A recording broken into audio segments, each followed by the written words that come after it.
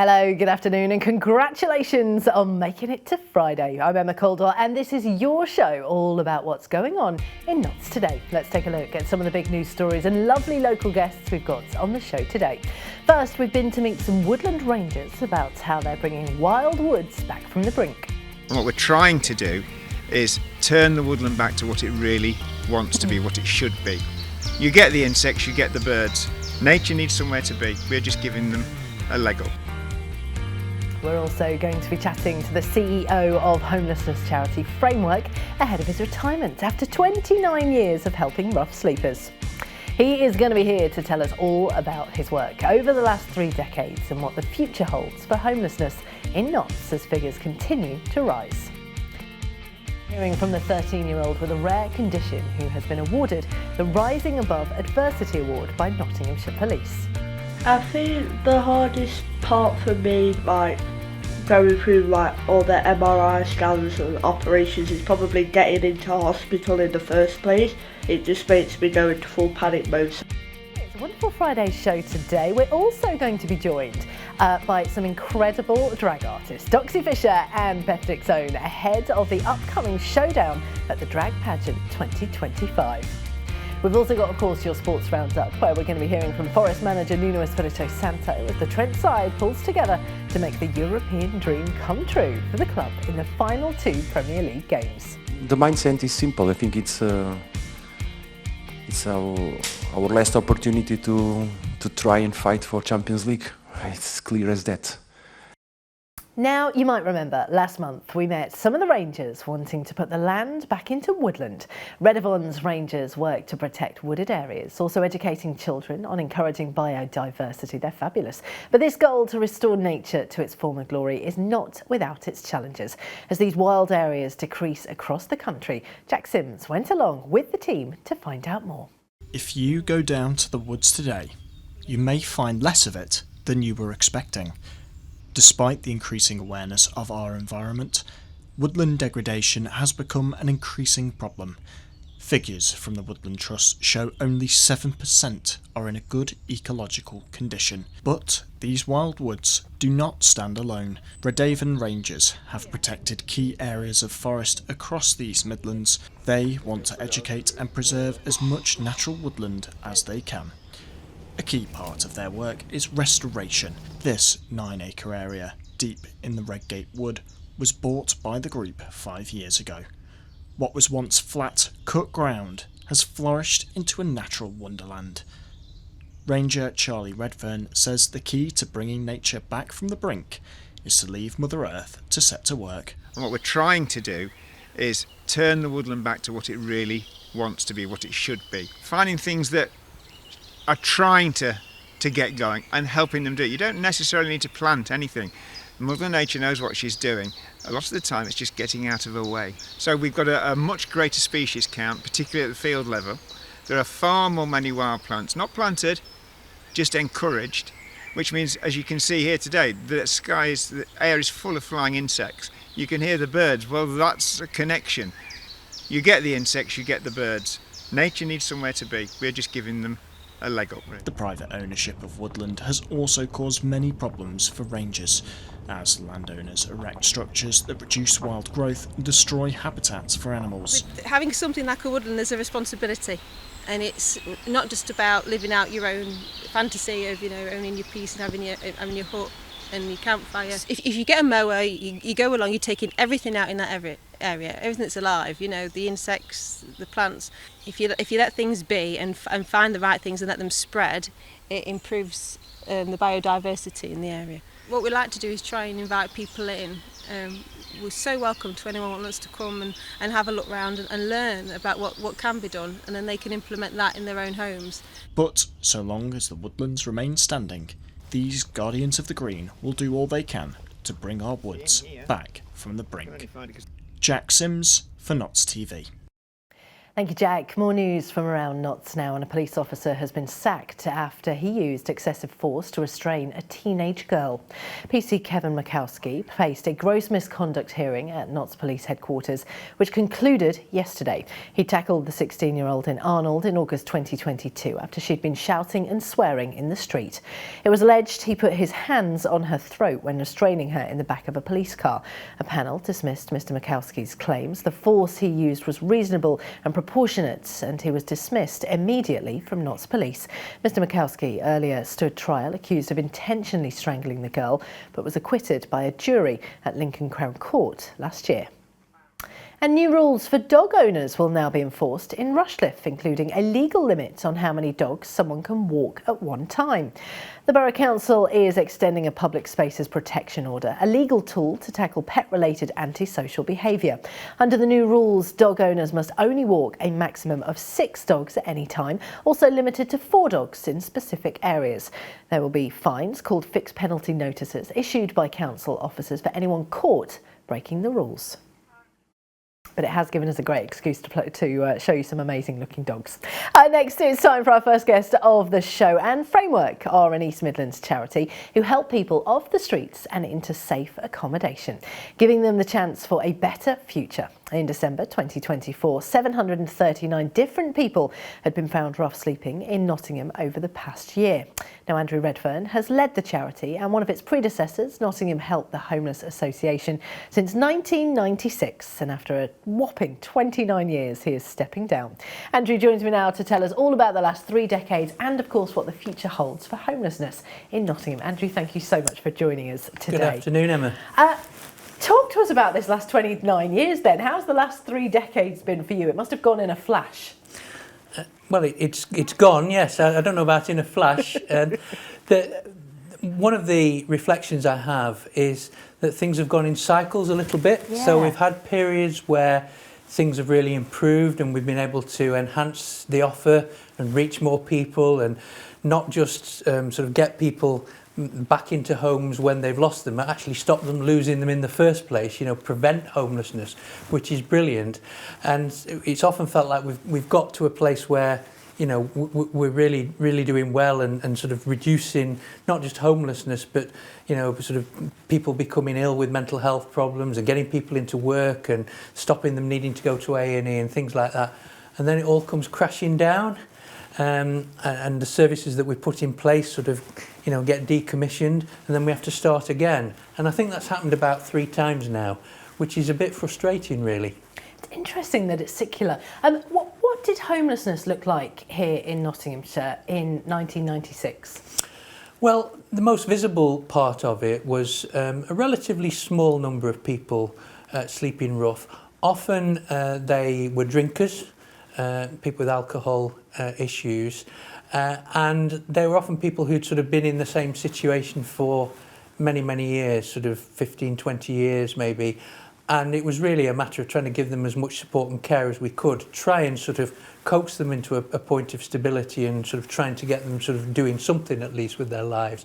I think over the years it's become a more complex picture, so many more issues with illegal and street drugs, more and more people with mental health issues, and then more recently we've had people who have come from other parts of the world, maybe come for work, it's not worked out for them, and they've sort of lost their jobs and sort of drifted into homelessness.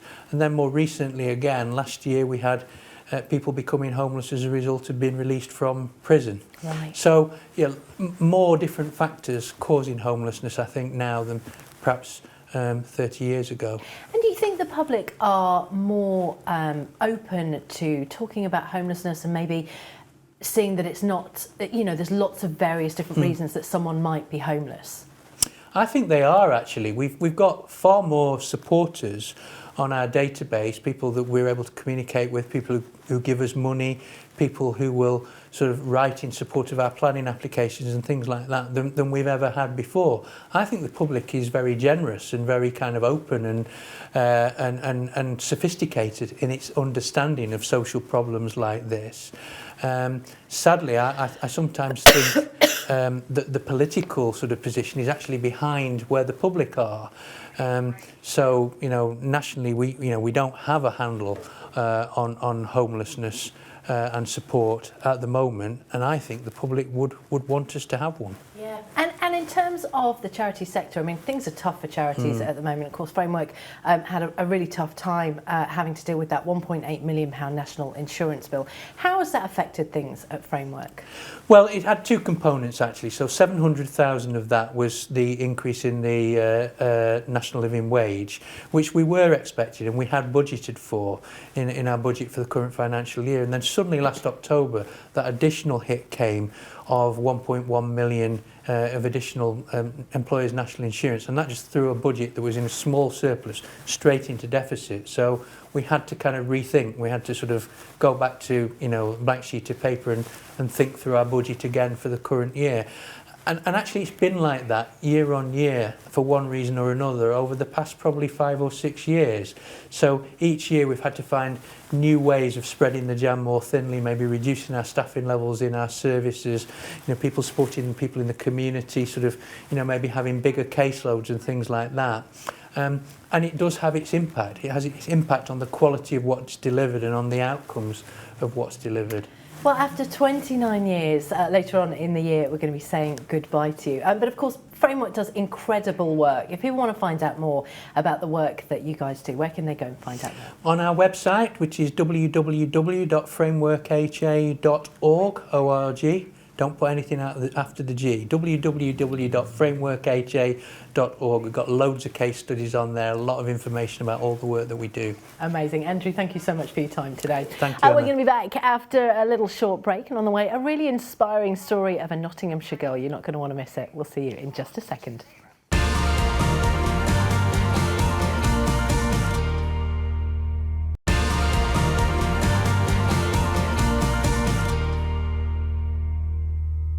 Welcome back to your news and chat show for Nottinghamshire. I'm Emma Caldwell. Let's take a look at some more news now from around Nottinghamshire.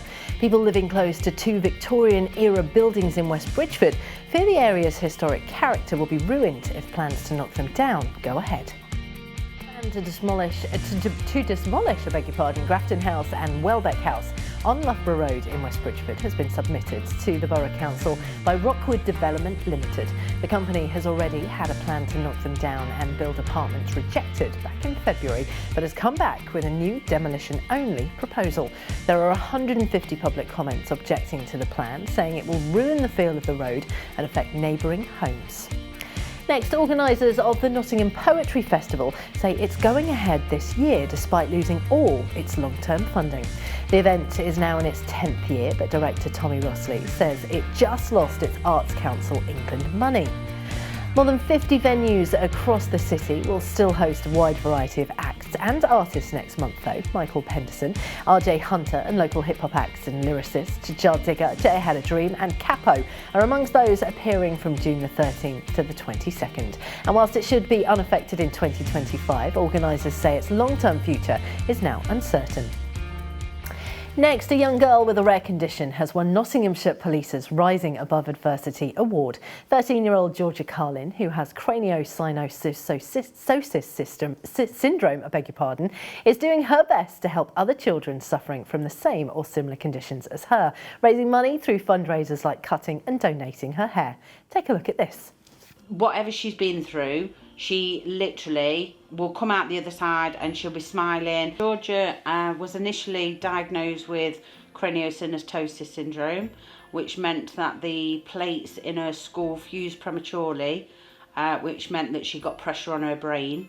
At 10 months old, she had to have the back of her head off to relieve the pressure on her brain, and had metal rods in her head that I had to turn twice a day for 2 weeks to move her skull back to relieve that pressure. I think the hardest part for me, like going through like all the MRI scans and operations, is probably getting into hospital in the first place.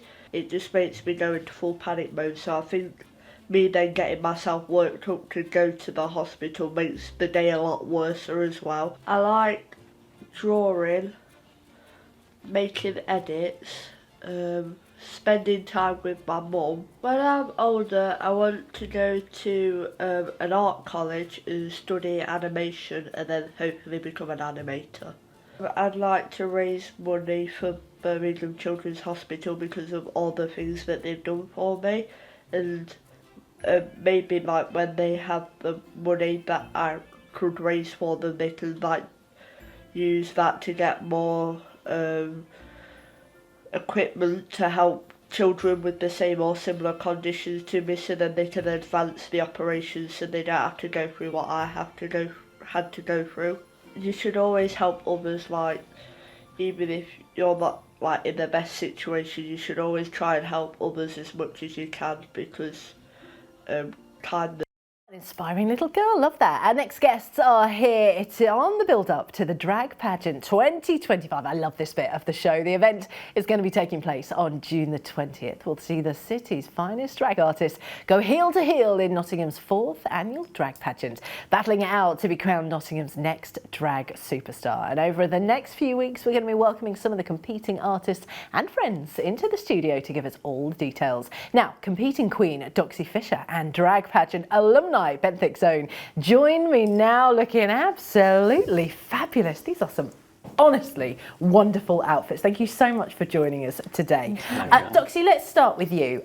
Tell us about your journey into drag. Oh, it completely started just as some friends of mine were more into RuPaul's Drag Race, which has never been my cup of tea, as I'm sure you can tell from the one of these things is not like the others. They wouldn't let her on. Yeah. And they got us into another show called Dragula, which sort of opened up a whole new world of what drag could mean, which is sort of where I found my start, really. Now, I believe you're a click and drag queen. That's the one. What does that mean? I've never heard that before. I approach drag from a very techie angle, which I like to think that I put the drag back into click and drag. Essentially, I come at it from, I have a history with computers, and I'm autistic, which may or may not be obvious. I think coming at drag from a trans perspective and an autistic perspective, I try to embody a computer that decided to be a girl, if that makes sense. So interesting. And is that something you're going to be taking into the drag pageant this year? Oh, of course. Love that, love that. Let's talk about the drag pageant, of course, alumni from drag in years gone past. How was the actual pageant for you? Because, of course, we see you before the pageant, but not after it. Oh, the pageant was fantastic. It feels so long ago now. It was only, what, 2 years? I know. Doesn't time fly? The run-up was terrifying, honestly. It's one of those things where it's like terrifying all the way up to it until you get there. Look at those nails. I didn't spot them before. Look at them. They're fabulous. The clicky claws. But yeah, no, I'm very excited for Doxy to do it as well, to just feel my pain. Now, so you two are kind of in like a drag family. You were the one that's persuading Doxy to join the drag pageant this year. What made you think, actually, she's going to be amazing? She's so creative. Like, I mean, first of all, look at this. I know. No other queen does it like Doxy Fisher. I met her outside of Glad Rags, which is a local drag show in Nottingham, and I was so fascinated by her. Looked at her pages. Incredible, like the computer style, the 90s, 2000s of robot, cyberpunk style. Kind of just became just fascinated with how she does things. I think it was you who, when you first saw my whole shtick, just said, you're a branding genius. Yeah. That's really stuck with me. It is really good. Like, this is a brand I've never seen before. So what can we expect from the show? I know you can't give too much away about what you're going to be doing at the drag pageant, but any little snippets for us? I'm trying to keep what I can under wraps, but let's just say machines can be taken apart and put back together in many different ways. Oh, that is good. That is good. And of course, from meeting outside the drag show in Nottingham, you now work together as well, don't you? Yeah, of course, yeah. Yes. Last time I was on this show, promoting the pageant as well, I mentioned I started a show called Nightmare Kill Kill, which is a drag cabaret, an alternative drag cabaret, very silly. And now I brought Doxy on as my permanent co-host because she's on the same wavelengths as me. She gets it. We don't have to compromise on anything. We're very, very in sync. That is so good. And how do you find the drag scene in Nottingham? Because we keep getting so many lovely, warm reports about it. How do you find it? Absolutely wonderful. I actually hail from Chesterfield, and the drag scene there, I've never once had a booking in my own hometown because they don't really like my style. They prefer sort of classic British drag. But here I've got booking after booking. I've made wonderful friends. I've made wonderful, I think business partners would be an accurate term. Yeah, it's been very welcoming. I love that. And then for you, what happened after the pageant? Because there's so many wonderful things that are going on. I can't stop looking at your hat, by the way. It's absolutely fabulous. Well, after the pageant, I think because I was just so ignited with that sense of creativity, I wanted to keep it going. So I started my own show with that. It just really gave me a real kick up the backside to keep creating, and I like to think I'm keeping that up today. It's wonderful. And in terms of the drag pageant, why do you think, Doxy, things like this are so important to have in places like Nottingham? I think it's good to have something local, rather than having everything be televised and through the same studios. Having something on, I don't want to say a smaller scale, but yeah, I think more intimate. Yeah, having it be more accessible as well. It feels less lofty, I guess. And it's just amazing. We know it's coming very, very soon. We know the tickets are selling very, very well as well. Very if people want to find out more, maybe get their hands on tickets, where can they go? Oh, they can have a look on our socials, on the official socials of the drag pageant. Follow Liv, check out Liv. I mean, Liv's got all the information. Yeah. We love it when she comes on. Thank you so, so much for coming in. We love the alumni coming in, and good luck with the pageant as well. You're going to be amazing. It's my favourite bit of the show. Right, time for your sport now. On a Friday afternoon, Nottingham Forest boss Nuno Espirito Santo has confirmed striker Taiwo Awoniyi is recovering well from the surgery he had in midweek following an abdominal injury. He says the concern for the player has made it hard for the club as they prepare to face West Ham at the London Stadium on Sunday. The Portuguese manager says everyone on Trent's side is pulling together to make the European dream come true for the club in the final 2 Premier League games. The mindset is simple. I think it's our last opportunity to try and fight for Champions League. It's clear as that. And we are talking about something so huge for us that everyone in the club has to give the extra effort to achieve it. Us as a group of professionals, we are focused, we are determined, and we are preparing ourselves hard, training hard, assessing the players and finding solutions. Sticking with the football, and over at Meadow Lane, winger Jodie Jones says Notts County really believe they can get past AFC Wimbledon in the League Two playoffs despite losing the first leg. The Magpies need to overturn a 1-0 defeat away from home tomorrow to get a Wembley playoff final. Jones said he and the squad think they can pull it off, even without injured star forward David McGoldrick and his fellow marksman Alassana Jatta, who's suspended, of course, following a red card in the first game. Next, Nottingham's Rugby League, the Championship, will be rebranded Champ Rugby from the next season in an overhaul of English Rugby Union's second tier. It's going to be featuring 14 teams, with the division's top 6 at the end of the season entering playoffs to decide the title. The champions will then have the opportunity to earn promotion to the Premiership via a playoff against the top tier's bottom side. Time for your Friday picture of the day. Now look at this, gorgeous. It's one from the Redevon Ranger, Kate Timmons, down at Redgate Wood that you saw earlier on in the show. Love that. Weather now, and we're in for a very nice weekend. It's been 20 degrees today with lows of 8 overnight, and that's going to be exactly the same tomorrow too. Sunday slightly warmer, sitting at 21 degrees with lows of 8 again. Visibility is good over the weekend and pollen levels aren't too high. Thank goodness, says the lady with hay fever. And on Sunday, the sun is finally going to be setting after 9 p.m. too. Lovely. Well, that is all for now. Have yourself a great weekend. We've got your week in review across Saturday and Sunday, and then Al Booth is back with you on Monday. Until then, bye-bye.